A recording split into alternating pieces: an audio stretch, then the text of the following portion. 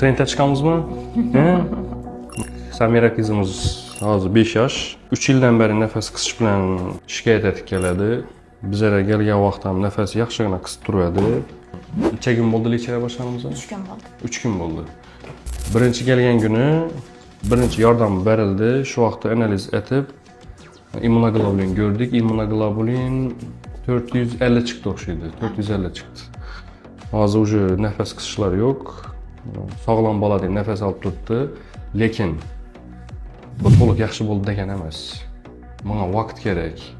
Bunga ta'sir etib turgan faktordan nechalar uzoqroq yursak, bolani yeb ichishini yaxshi qaraydigan bo'lsak, immuniteti bilan yaxshi shug'ullanadigan bo'lsak, kasallikni polniy yengib biladi.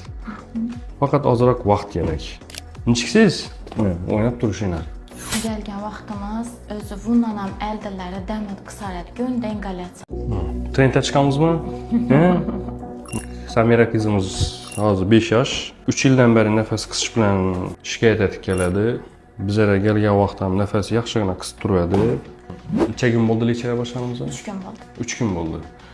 Birinchi kelgan kuni birinchi yordam berildi. Shu vaqtda analiz etib immunoglobulin ko'rdik. Immunoglobulin 450 chiqdi o'xshaydi. 450 chiqdi.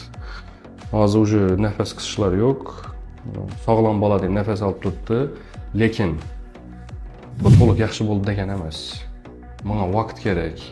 Bunga ta'sir etib turgan faktordan nechalar uzoqroq yursak, bolani yeb ichishini yaxshi qaraydigan bo'lsak, immuniteti bilan yaxshi shug'ullanadigan bo'lsak, kasallikni polniy yengib biladi.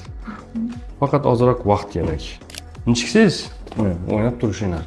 Gelgen vaqtimiz